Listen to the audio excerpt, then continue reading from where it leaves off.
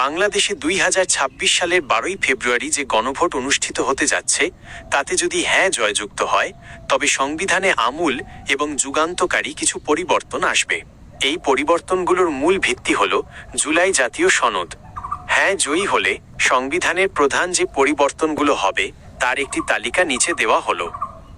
সংসদীয় ব্যবস্থায় পরিবর্তন। দ্বিকক্ষ বিশিষ্ট সংসদ। বর্তমানে বাংলাদেশে এক কক্ষ বিশিষ্ট সংসদ থাকলেও নতুন নিয়মে সংসদ হবে দ্বিকক্ষ বিশিষ্ট। 100 সদস্যের একটি উচ্চ কক্ষ গঠিত হবে, যা রাজনৈতিক দলগুলোর প্রাপ্ত ভোটের অনুপাতে নির্ধারিত হবে। সংবিধান সংশোধনে কঠোরতা। সংসদ চাইলেই এককভাবে সংবিধান পরিবর্তন করতে পারবে না। যে কোনো গুরুত্বপূর্ণ পরিবর্তনের জন্য উচ্চকক্ষের অনুমোদন এবং পরবর্তীকালে গণভোটের প্রয়োজন হবে।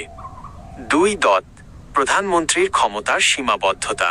মেয়াদ নির্ধারণ। কেউ 10 বছরের বেশি 2 মেয়াদের বেশি প্রধানমন্ত্রী থাকতে পারবেন না। রাষ্ট্রপতির ক্ষমতা বৃদ্ধি। প্রধানমন্ত্রীর একক ক্ষমতা কমাতে রাষ্ট্রপতির ক্ষমতা কিছুটা বাড়ানো হবে, যাতে 2 পদের মধ্যে ক্ষমতার ভারসাম্য, ব্যালেন্স অফ পাওয়ার থাকে। 3. নির্বাচন ও প্রাতিষ্ঠানিক সংস্কার। তত্ত্বাবধায়ক সরকার, নির্বাচনকালীন নির্দলীয় তত্ত্বাবধায়ক সরকার ব্যবস্থা এবং নির্বাচন কমিশন গঠনের স্থায়ী ও স্বচ্ছ প্রক্রিয়া সংবিধানে অন্তর্ভুক্ত হবে। স্বচ্ছ নিয়োগ। সরকারি কর্মকমিশন পিএসসি ও অন্যান্য সাংবিধানিক প্রতিষ্ঠানে নিয়োগের ক্ষেত্রে সরকারি ও বিরোধী দল যৌথভাবে কাজ করবে। 4. সংসদীয় গণতন্ত্রের উন্নয়ন। শক্তিশালী বিরোধী দল, সংসদের ডেপুটি স্পিকার এবং বিভিন্ন গুরুত্বপূর্ণ সংসদীয় কমিটির সভাপতি নির্বাচিত হবেন বিরোধী দল থেকে। 70 অনুচ্ছেদের সংস্কার। সংসদ সদস্যরা যেন বাজেট বা অনাস্থা প্রস্তাব ছাড়া অন্য ক্ষেত্রে নিজ দলের বিরুদ্ধে ভোট দিতে পারেন, সেই সুযোগ তৈরির প্রস্তাব রয়েছে। 5.